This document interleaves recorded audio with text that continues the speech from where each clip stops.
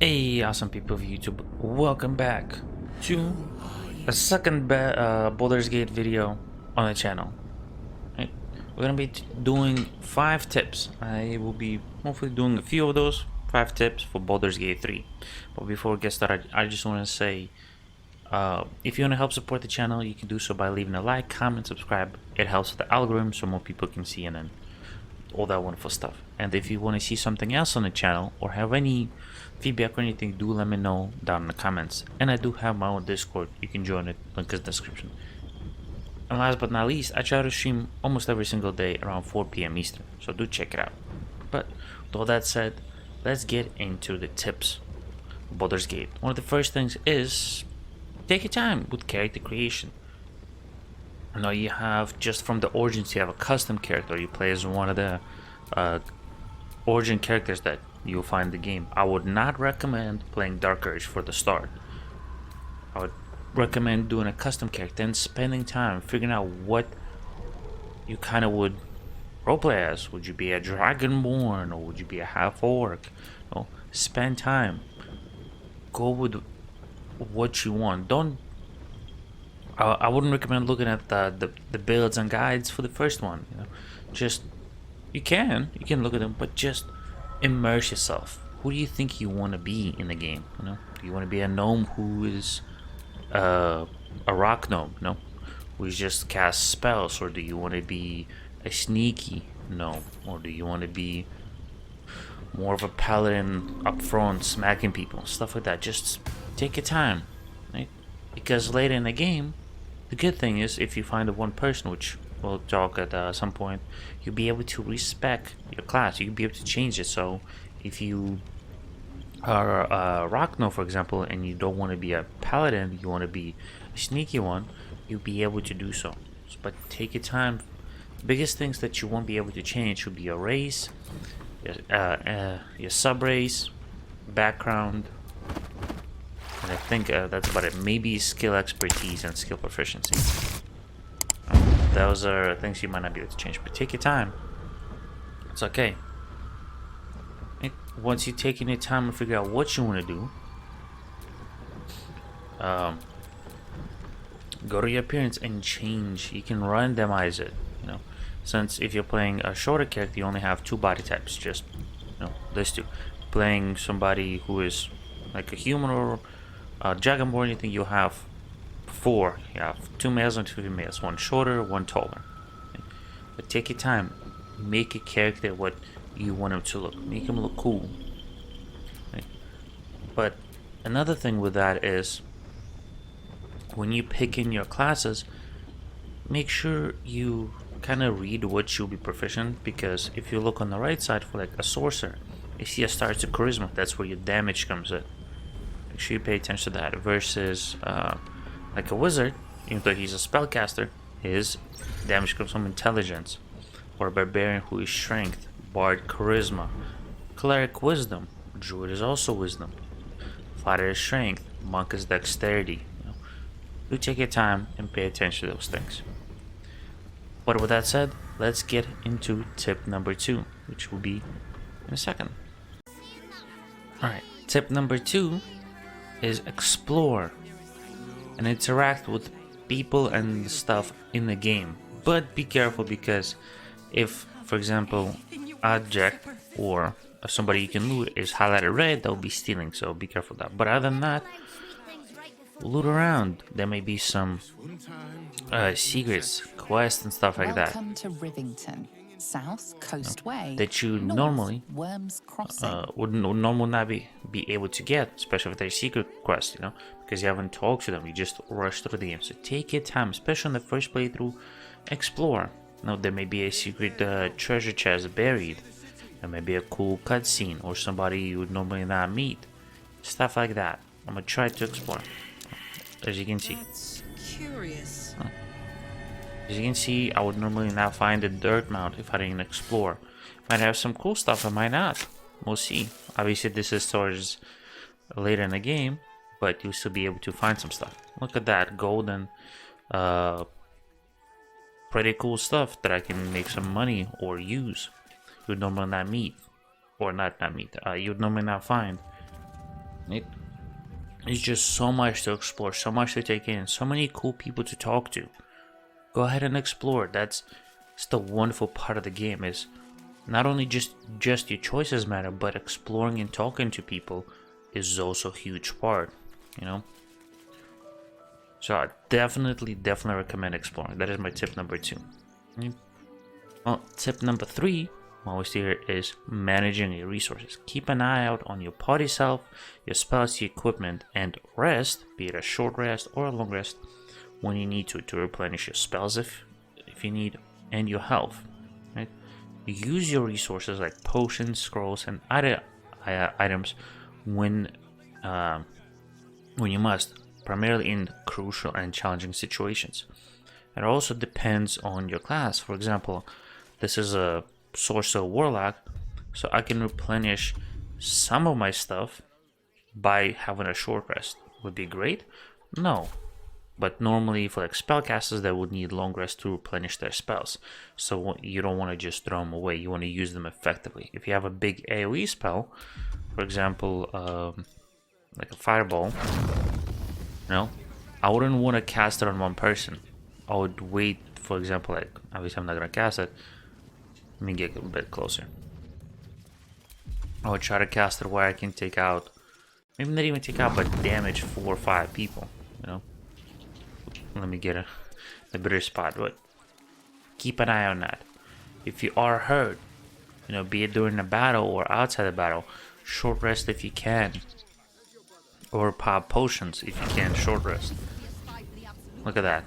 If I just use it like this, I'll only get rid of one person. If I'd use the fireball, for example, which is one of the resources, because it's a spell slot. Well, for this one it's an action, but normally it would be a spell slot, be a level 3 or level 4. I'll be able to get rid of, look at that, possibly 4 people, So keep an eye on that. Same thing when you attack an enemy. Keep an eye on who you can get rid of. If you need your spell slots and you see a big pack of enemies, or you're going to be in a fight, try to retreat and do a long rest if you're a spellcaster.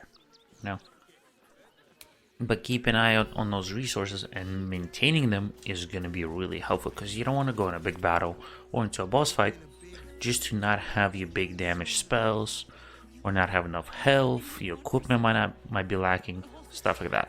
You want to try to update your equipment as much as possible. And there might be some equipment from Act 1, like for example this one that you might be using for a while. Just because it's from Act 1 or early game doesn't mean it's bad. For example, like this chest piece, it's huge. There probably will be a better one, but for now I'm still keeping it because it's really, really helpful. So pay attention to your equipment. That could be the difference between you succeeding a fight, dying and losing the battle, or barely managing to win it. And that's why you want to explore, just to get those type of stuff and get more health potions, spells, and possible equipment, right? That's why you want to do that. Now, excuse me, for tip number 4 is, tactical combat. I'm gonna go in a turn-based mode because I don't want to fight right over here, but this is the screen. This is how it would be in tactical mode, and you can change the camera. So you will see you'll have your action. On the left, that's a green dot. To the right of it, in the orange triangle, is your bonus action. You have a certain amount of movements, which is your yellow bar below. As you can see, if I don't move, it stays, but if I move, it drags. And then to the right of it, that's my spell slots. Right? So, understanding the combat is really amazing. It could be the difference between you doing a lot of damage, doing some damage, and doing no damage. So, since the people down here are, at a lower ground, I get benefits. You see that plus. If you are at the higher ground, shooting down at people will give you a buff. I have 95%. Versus if I was shooting somebody who is close, as you can see, I have target too close, so I would not do as much damage, or I have less chances of doing the damage. So keeping that is helpful. You might also try to take, excuse me, sight and look it around at our environment. If there's like, for example, a fire barrel like right here, right where my cursor is, you hitting it with a fireball because you don't have any area skills might be beautiful because you get rid of more enemies or damage them more. So keeping an eye out on that, on an environment to see what you can do with it is really nice. Another tip what I would suggest is, since I'm not in a battle, let me see if I can get in the battle, is the turn. Who is going next? I don't know if I'll be in a battle anywhere here, but we'll try to find it. Because if you can get rid of somebody who goes next and possibly preventing that person doing damage, that will help you. If you don't, well, if he doesn't go next, and in turn you can do, well, if you can't just kill him right away, what you can do is cast your big damage spells like Fireball, and maybe you don't kill a bunch of people or the person who's next, you might be able to damage them. Fortunately, I can't seem to find any over here, so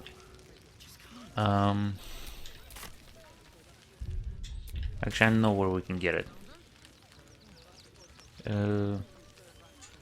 We'll go over there. But either getting rid of that one person if you can in a single attack would be beautiful. Okay, there we go. You also wanna utilize your stuff. Like I said, this is a bonus action.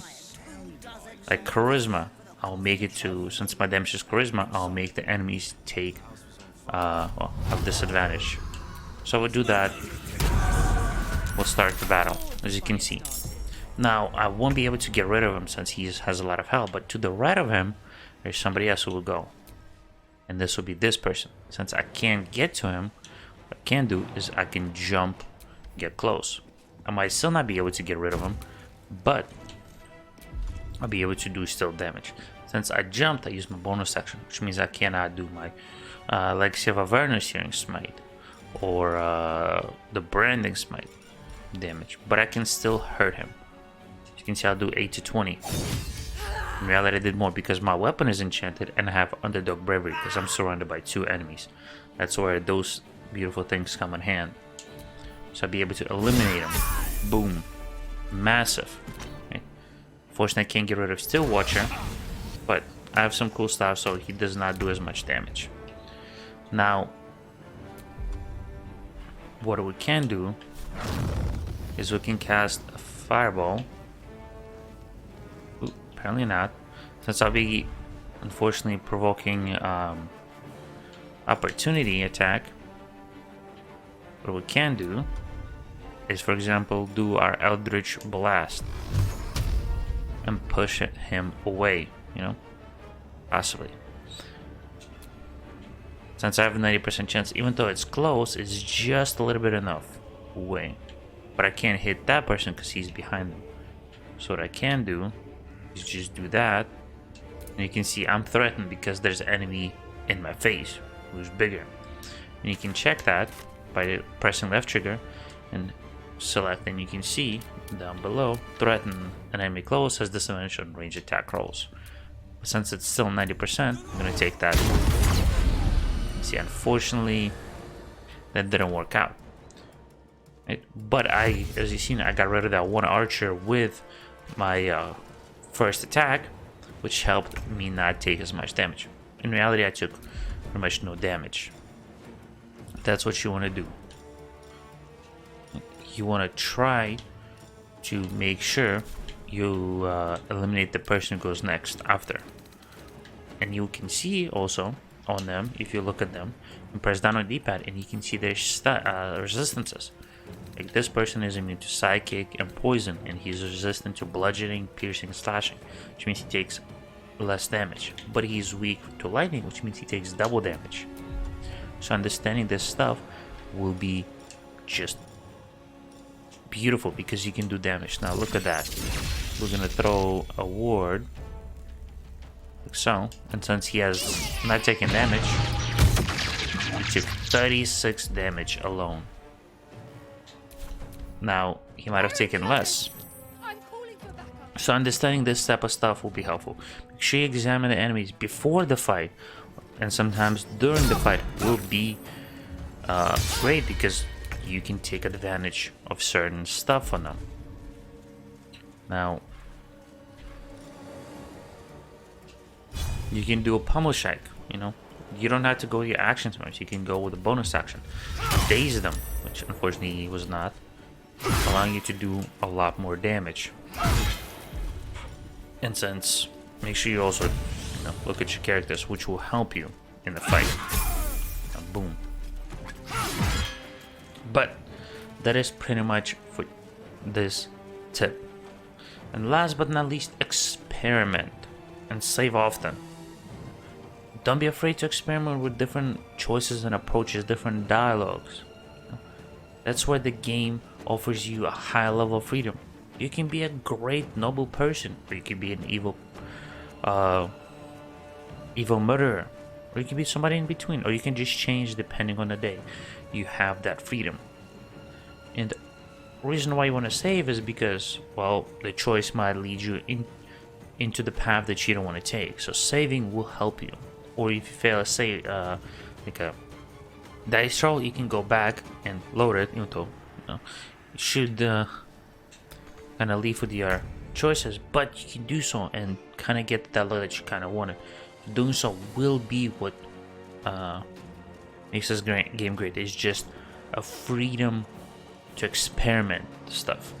But kind of rambled on because I do enjoy this game. I've played, let's see, just between my playthrough one with my buddy, we've had 47.5 hours, and this one we're about 29 hours. Right? And I still have a couple more that I play with friends. So I've been playing this game for close to 100 hours. So I'm enjoying it. There's so much to do, so many things to try. And I do have a question, even though I should have asked in the beginning, is what would you guys would like to see a playthrough? And if you do, let me know what kind of playthrough would be. Do you want to be a good? Do you want it to be a bad one? Like, were you bad guys? Or do you want to just, depending on the mood, right? And if you want to see some of that, do let me know down in the comments. And if you want to see this stuff on stream, do let me know also as well. But with all that said, I hope you enjoyed this video. I hope this tips kind of helps you, even just a little bit. But with that said, don't forget to stay awesome. I'll see you in the next one, and bye-bye.